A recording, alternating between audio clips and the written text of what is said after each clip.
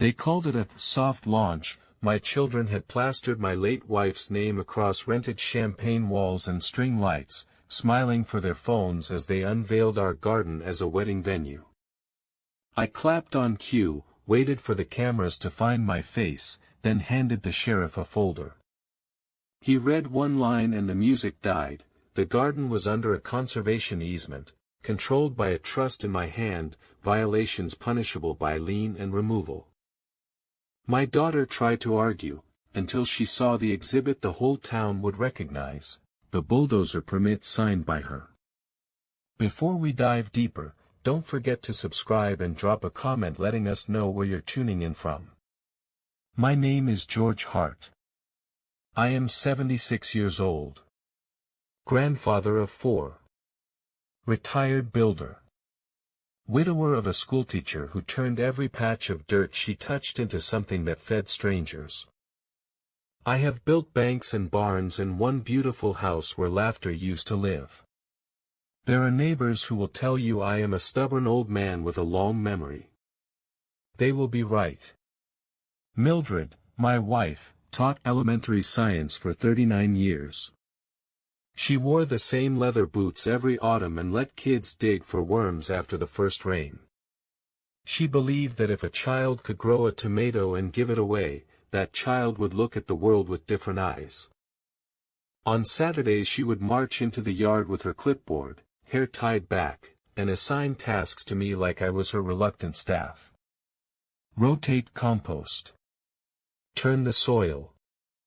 Restring the trellis. She would hum while she worked and laugh at the squirrels like they were coworkers who gossiped too much. We never wrote down her wishes. We did not need to. She said them 100 times out loud to anyone who would listen. Keep it green. Keep it open. Keep it honest. Put her name only on things that meant what her name meant. The day we buried her, I could not speak. I drove home slow, parked the truck in the driveway we laid 45 summers ago, and stared at the garden. The rosemary, the bee boxes, the bench where she used to grade papers. The lemon tree was heavy with fruit. She would have scolded me for not picking them before they split. Within a month, my children began to take measurements, literally. My daughter, Ellen, arrived with a tape measure and lipstick on her teeth. She walked the yard in heels that sank into the damp ground like stakes. My son, David, followed behind her with a drone, humming overhead as if the garden were a construction site. Just preliminary, Ellen said, cheerful and breathless. Imagine this, Dad. Hart House and Gardens, a venue. Outdoor ceremonies, reception on the lawn. It pays for itself. It pays for your care, too. My care, I repeated. The rosemary brushed my jeans as I moved between beds. And your care. She laughed. Do not be dramatic. David held out the remote for the drone. Branding would be tasteful, he said. Mildred Hart Heritage Collection. Her recipes. Her schoolteacher vibe. People love nostalgia. He did not say it like love. He said it like a revenue stream. A demographic. You want to rent out your mother's garden to strangers? I asked. We want to share it, Ellen said. And yes, rent. That fund pays to keep it beautiful. Or would you rather pay out of your pension until the house caves in? When did you decide this? I said. At a funeral luncheon. Do not make everything a betrayal, Ellen answered, smiling. Be a partner. That is how it begins, usually. Not with theft, but with a partnership proposal delivered in a soft voice while you are still dizzy from loss. I am not a lawyer. I am a man who ran a framing crew and learned contracts from the bottom up, one clause at a time. I can tell you what a load-bearing wall looks like from 50 feet away. I can tell you which beam will fail when you add a second story for no good reason. I saw the extra story they wanted to bolt onto my life, and I knew which parts of me would split beneath it. By June, they had a logo. Heart House, serif font, pressed into creamy business cards and a landing page. They staged photos with my wife's apron draped over a chair and my wife's scissors on the potting bench, as if the garden were waiting for an influencer to arrive. They posted captions about legacy and community. They wrote that Mildred, Mimi, to our grandchildren, would have loved to see brides take pictures under her lemon tree, which she nurtured for 50 years. She had nurtured it for 31. I planted it the year our eldest went off to college. They got her timeline wrong, like you do when you love a story more than the person inside it. Dad, Ellen said over coffee, we will need to cut the rosemary back. There is no clear aisle. Aisles photograph well. I thought the point was to keep it beautiful, I said. It will still be, she said. Just curated. That word. I am not a sentimental man, exactly. My grandchildren would tell you I am a practical sentimental. I kept Mildred's pruning shears because they are good, not because they remind me of her. I do not stand in her study to smell her sweater. I replaced the roof after she died without consulting anyone, because roofs do not wait for speeches. But I am also the man who saved the first shaky note of a thank you a student wrote her and taped it inside my toolbox where only I would see it. So when Ellen said curated, I smiled and wrote it down in my notebook.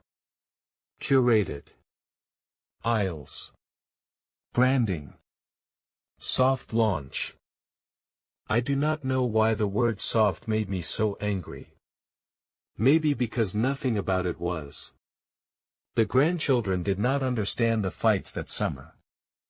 They were busy with camps and soccer and screens, in and out of the house with a clatter of lunchboxes and forgotten shoes. My oldest granddaughter, Lily, 12, with her grandmother's steady hands, sat with me on the porch one evening, chin tipped up as if listening for weather. It is weird, she said. What is? Mom calling Grandma's bench a ceremony platform, she said. It is a bench. Yes, I said. She picked at a flake of paint on the railing. Is it bad if I do not want strangers putting cake on Grandma's table? No, I said. We watched a blue jay bully the finch feeder, unapologetic in his size. Lily leaned into my arm.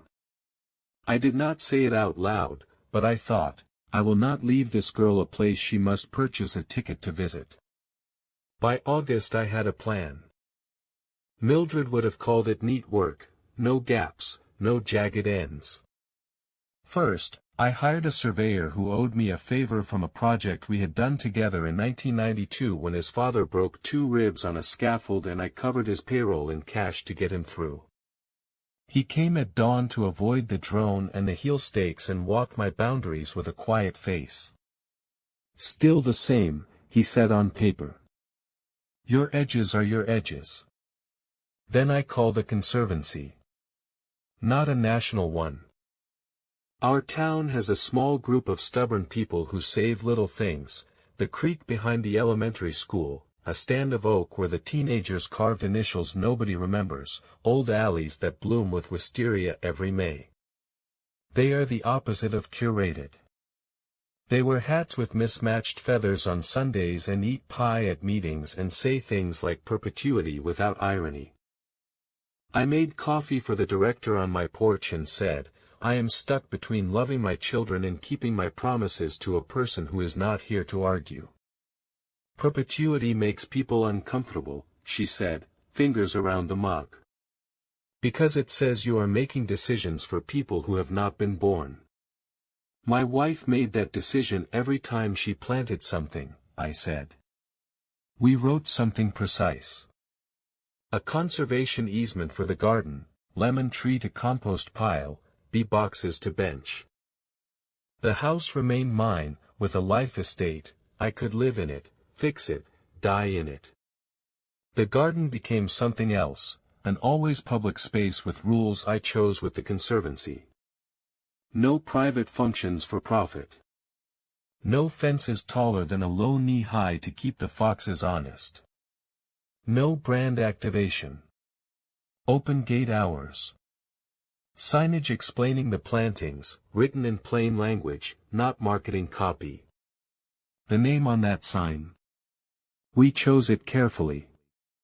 The Mildred Hart Learning Garden. Is that not branding? The director asked. It is naming, I said. It is an admission that this was not built by me. We filed the documents at the county. The clerk knew me. Her sister had been in my wife's class in 1987, stubborn as a mule until Mildred turned her into a reader. The clerk stamped the easement with a brisk arm and refused to let me pay the filing fee. Call it our donation, she said, slipping a piece of candy across the counter for my pocket. Do not tell the supervisors. Second, I called a lawyer. The only man I have ever hired who makes me feel both calmer and a little like I want to check my wallet after we shake hands. I took him my notebook. He read every page. At one point he stopped and said, I see a problem. Tell me the worst version, I said. They will try to license her name themselves and sue you for misusing it, he said. Because they think legacy is a brand, not a promise. Then make the name somebody else's to guard, I said. We could set up a trust to hold the intellectual property, he said. Not a will. Not inheritance. A trustee board. People who will enforce usage as if they were protecting a river. I gave him a list of board members, not family. Mildred's retired principal. A nurse who ran the school clinic for 20 years. Lily's science teacher. A neighbor who once spent an entire Saturday with us building a trellis out of old bicycle wheels because she said it would teach kids how circles work. My lawyer raised an eyebrow. They will outlive you, he said. That is the assignment, I said. Keep the name honest longer than I can. We did not make it a charity that printed tote bags. We wrote a charter in clean verbs: teach, preserve, share. We gave it teeth. Any unauthorized commercial use of the name, likeness, or recipes Mildred published in the PDA cookbook would trigger an automatic cease and desist and a demand for disgorgement of profits. It was not about the money. It was about consequence. Third, I called our city's permits office. I asked to speak with the gentleman who had failed my son twice last year when he tried to convert his garage into an income suite without providing an egress window. The man is an honest tyrant when it comes to egress windows.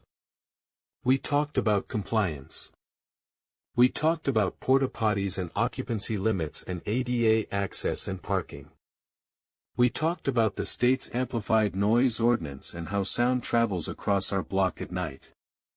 I am not trying to make your job harder, I said finally. You are not, he replied. You are reminding me I have one. He emailed me a simple memo. Here are the requirements for any event venue within city limits. Here are the fines for not following them. Here is a reminder that life's safety is not optional. I put the memo in my folder. And this was the part one did not tell a soul. I borrowed a camera. My grandson, Thomas, had one collecting dust since he decided baseball would make him more friends than photography. This was before the open gate hours we later posted with the Conservancy. At that point the garden was still my private yard, and the lens saw only the latch and a sliver of fence. I set the camera in the kitchen window pointed at the gate. It recorded nothing interesting for weeks. In September, I was asleep in my chair when a sound woke me. It was not a shovel or a voice. It was the chain on the gate. I stood slow, knees stiff. Outside, the motion lights came up. I saw my daughter's husband, Jace, shirtless under a jacket, like youth forgives everything, swing the latch with an impatient hand. He let two men in behind him, both carrying clipboards. The kind of men who measure everything with their eyes and leave chalk marks on the earth as if that consecrates the plan. They walked the edge of the rosemary, the lemon tree, the pathway. One of the men carried a paper rolled under his arm, a copy of a landscape plan that did not belong to them. They stopped at the bench and Jace kicked the leg like a boy testing a fence. I opened the back door and said, "Coffee." He turned, startled into a wide, false grin. "Mark." "Sir," he said to one of the clipboard men. "This is my father-in-law. We are just doing an early sight walk." "Sight," I said. "I suppose that is what you call a garden when you intend to cut it down and charge admission." "Come on, Dad," Jace said, as if there were not strangers behind him counting the square footage of my wife's work. "Bigger picture. Bigger than an old woman's name on Instagram?" I asked pleasantly. "Do tell." They left with promises that the tape measure did not mean bulldozers and the chalk would wash away in the rain. After they were gone, I took the little card attached to the lemon tree, a hand-painted sign the third grade had made with Mildred one spring when they were learning about pollination, and I put it in a drawer. I am not dramatic. I have been accused, at times, of being too calm. But when I watched the camera playback and saw Jace kick the bench my wife stained with her own hands and laughed after, I put my fist on the table and breathed until the edges of the room came back into focus. Ellen texted me 2 days later, "Hard launch October 10th. Soft launch next week. We will walk you through what to say. You will love it." I did not answer. I moved the chair to face the doorway so I would be ready to open the door when the delivery man brought the sign I had ordered, a simple brass plaque with Mildred's name and life dates, the same font we put on her headstone, the same size as a library book plate. I screwed it into the garden gate at dawn and stepped back. It looked like what it was. Plain. Real. It would be the first thing anyone saw. That soft launch happened on a Thursday under lanterns. The children hung eucalyptus on the fence as if smell could sanctify a theft. Strangers arrived in white shirts and rumpled linen with wide smiles and narrow eyes. There was a champagne wall and a neon sign on a stand, "Better Together," borrowed from someone else's love story. There were rented chairs lined up as if guests might sit for a ceremony. There was a table with a cloth and a box for business cards. I stood where the light could catch my good side. Ellen kissed my cheek for the camera and whispered with her teeth clenched, "Remember, we are on the same team." "What is the team?" I asked. She pulled back, dazzled by herself. "Us," she said. The sheriff arrived 20 minutes later. Not with lights and sirens. With his hat in his hand. He is a man who knew my wife well enough to bring her dried apricots from his mother's tree every summer. He asked if we could step to the gate. "Ellen Hart," he said quietly. "I have a notice for you." "For me?" she laughed. "From who?" "From your father," he said, and handed her the cease and desist from the trustee board. It was not dramatic, it was paper. But paper can cut. "This is ridiculous," she said, color rising in her cheeks. "This is our family garden. Our family name. The garden is under a conservation easement," the sheriff said. He spoke like the memo, even, unembarrassed by details. "By order of the city of Pine Ridge, usage for private profit is prohibited. The name Mildred Hart is protected by the trust. Any and all commercial uses without license must stop immediately. Additionally, the event company must seek a permit if they intend to carry on. There is not one on file. Ellen's laughter turned into something else, small, angry. Dad, what did you do? I made sure your mother's name means what it always meant, I said. You could have told us, she said. You blindsided me at my own event. You do not ambush a garden with string lights and call it an event, I said. You call it a mistake. And you do not use her name to sell tickets to it. Jace tried a gentler tack. We are just talking about a handful of weddings a year, sir, he said. We will be respectful. We will reference her values. By cutting down the rosemary so it will photograph better? I asked. A neighbor wandered close, drawn by the spectacle. She lifted her phone. That is how it works now. Your shame is public even when your actions are not. Where did you get the bulldozer permit you filed last week? I asked quietly. The one to level the back beds. The one that was stamped by Mark Caldwell in permits and carries your e-signature, Ellen.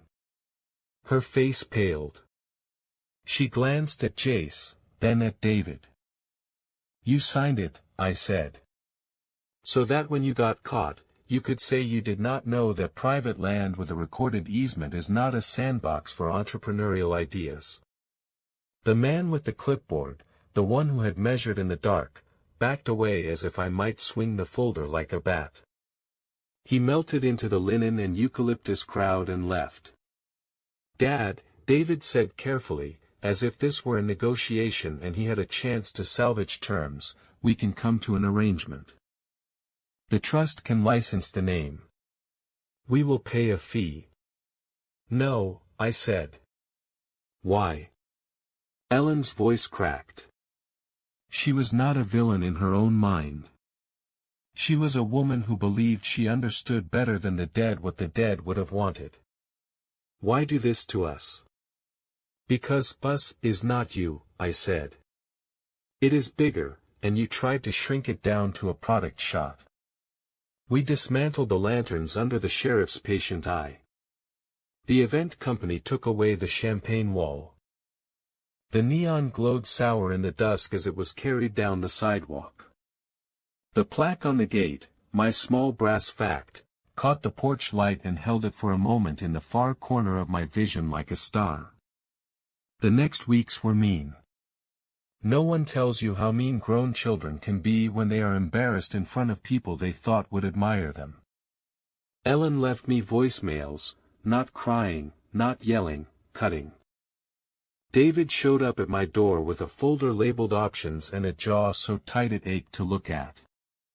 My son-in-law sent me texts with numbers. This would have generated enough to cover your taxes. This would have made sure your grandchildren got braces. This would have paid for Lily's summer program. Lily's program is funded, I said. By the trust. What trust? He wrote, and I did not answer. Shocking detail, if you like them, the week after the soft launch, someone pried the brass plaque off the gate at night and threw it in my rosemary. It bent. It scratched.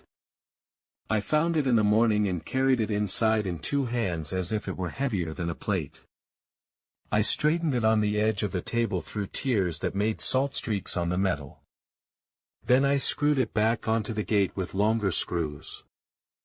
Shocking detail number 2, at a family dinner meant to patch things up, white chicken on white plates, new napkins Ellen had bought to demonstrate her willingness to be civilized. I watched my daughter's husband remove my wife's shears from the kitchen drawer where they have lived for 3 decades and slip them into his jacket pocket like a souvenir. He was not stealing money.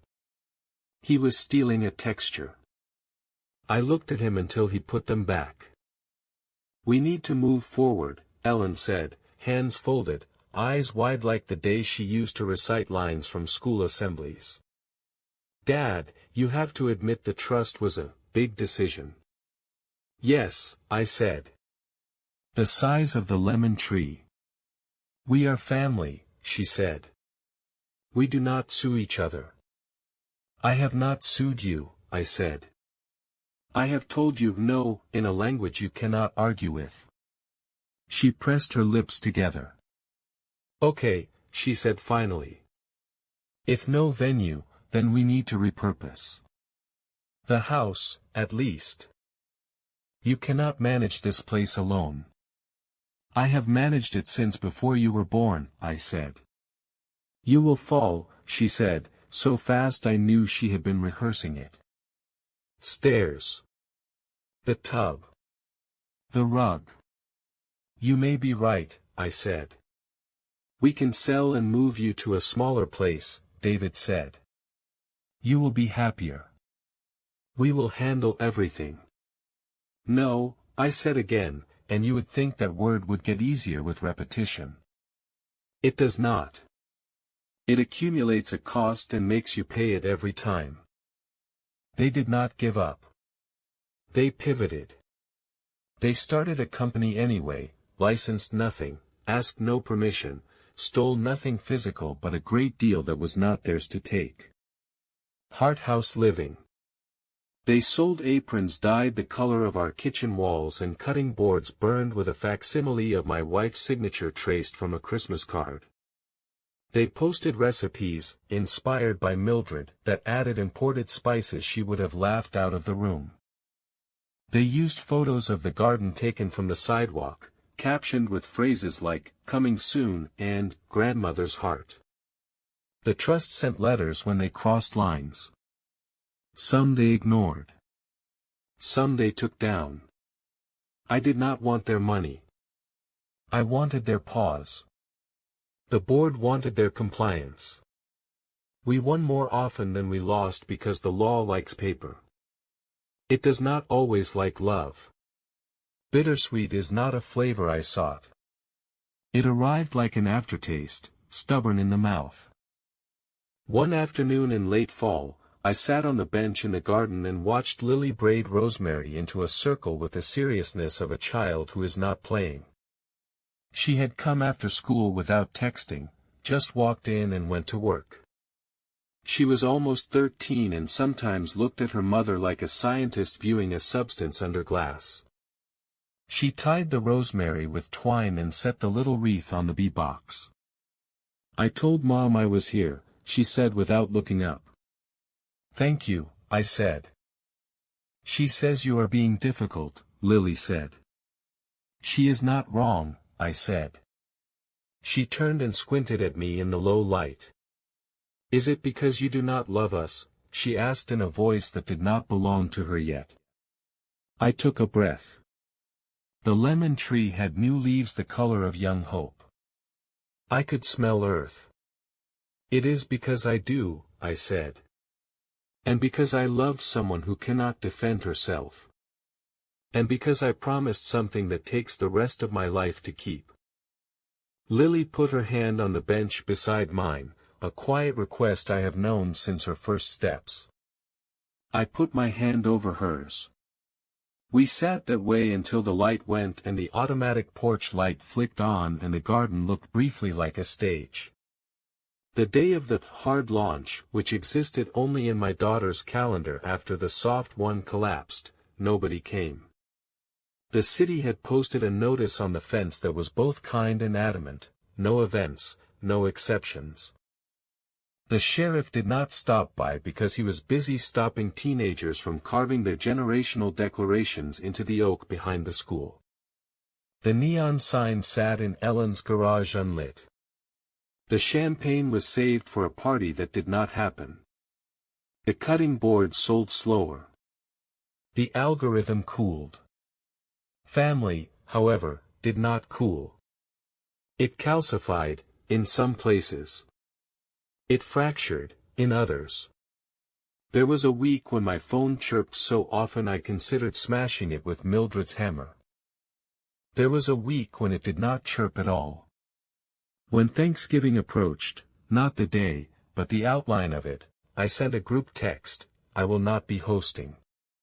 The garden is open to the public that day as always.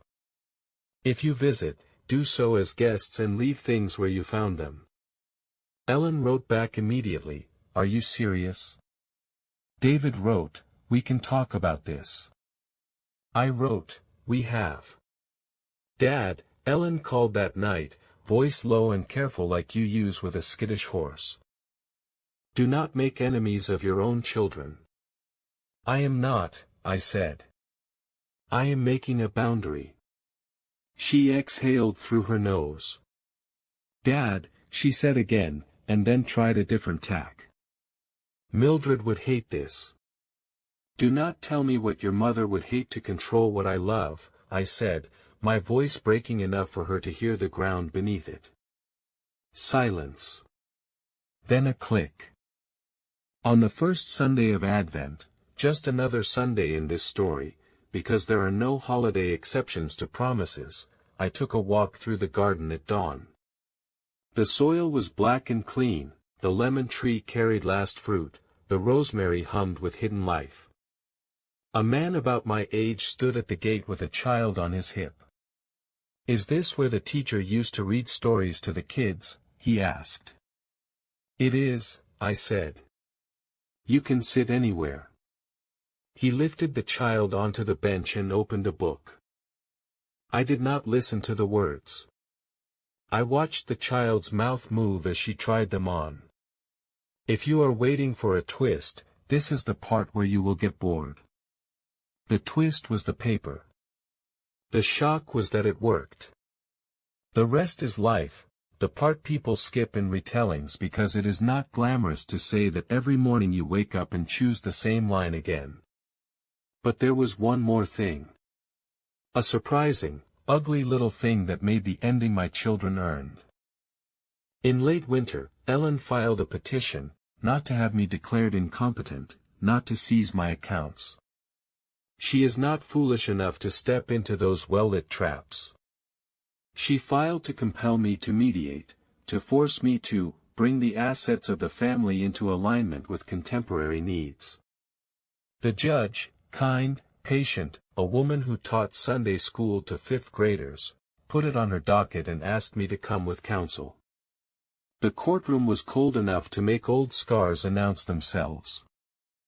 My lawyer sat with his careful face on and slid a folder to me. "Do not speak unless the judge asks," he said. "Let the paper speak." The judge asked Ellen to say what she wanted. Ellen spoke smoothly. She is good with words when they are glued together with cause. She said legacy. She said community. She said her father was locked in grief and that grief sometimes expresses itself as selfishness. "Do you have any evidence that your father has mismanaged the property?" the judge asked. "The garden is not winterized properly," Ellen said before her lawyer could put a hand on her arm. "The bench is old. The gate is. The garden is under a conservancy easement," the judge said, sliding a copy of the filed document across to her. "Winterizing is the conservancy's purview. The bench is original and protected under the maintenance clause. The gate signage is proper. What is your point, Ms. Hart?" Ellen looked at me then, and I saw not a villain, but a child who cannot reconcile that her father's "no" is part of how he loves. I did not enjoy what came next. But I did not stop it. My lawyer stood and handed up a second document, a printout from the permits office showing a bulldozer permit application for light grading in a residential garden dated 2 days after the soft launch, signed electronically by Ellen and co-signed by the contractor she hired. The judge read. The room made a small sound that people make when they recognize themselves in someone else's mistake. "Ms. Hart," the judge said, not unkindly, "you are asking the court to compel your father to facilitate actions you yourself began without the required permissions." "Why should I?" Ellen's mouth opened and closed. I looked at my hands. "We deny the petition," the judge said softly. "We advise you to work within the rules that exist. They are not your enemies. They are fences that keep you from falling off your own porch. The hallway outside the courtroom smelled like lemon polish. My daughter stood with her back against the wall and her eyes full of something I have not seen since she was 7 and fell off her bike. "You made me look like a thief," she said.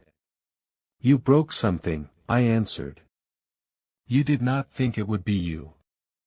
She put her hand flat against her chest. "We are done, then." I wanted to say, "No. We are not done. We are built into each other's bones." But that is not a statement you make in a courthouse under fluorescent light. You make it with your life, and sometimes that looks like saying yes, we are done with the parts that keep breaking us. "We are done with business," I said. "The garden is not a business. Your mother's name is not a product. My door is open to you as my daughter. But if you bring a proposal in your hand, do not knock." She stared at me for a long moment as if learning what language I was speaking. Then she walked away.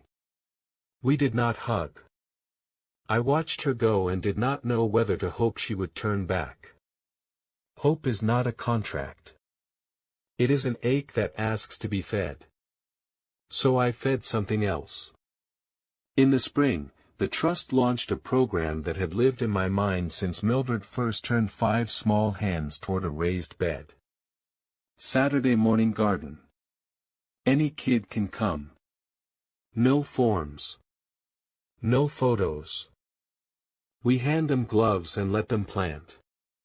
We send them home with a paper bag of herbs and a recipe on one side and a library list on the other. We put a bowl on the bench and anyone who has can drop $5 in, and anyone who does not can take $5 out.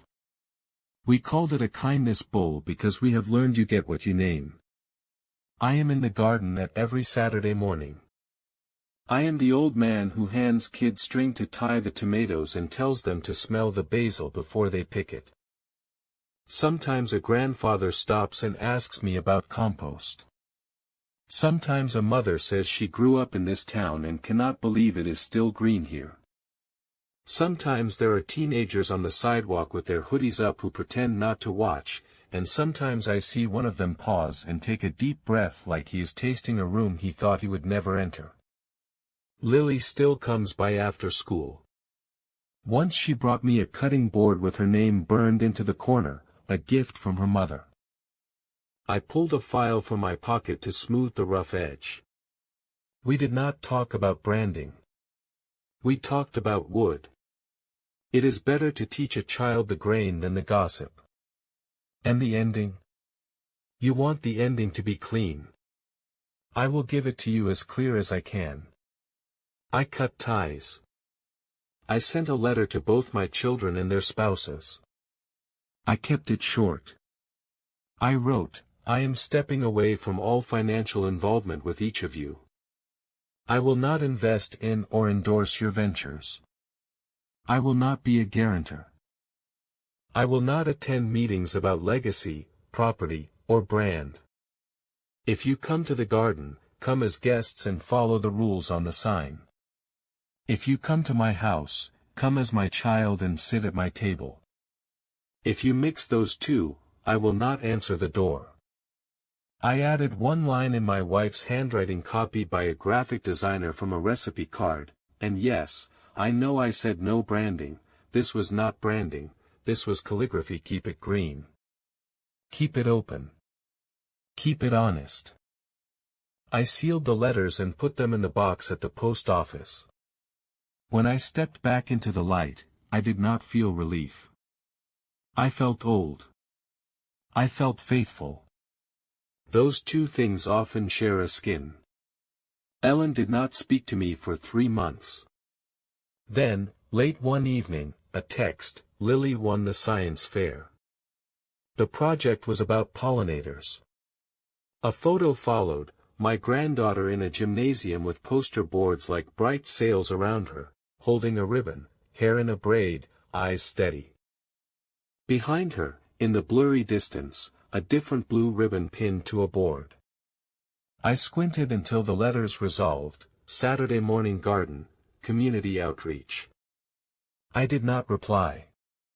Not because I did not want to, but because sometimes you sit with your phone in your hand and let your heart answer in a way your words cannot.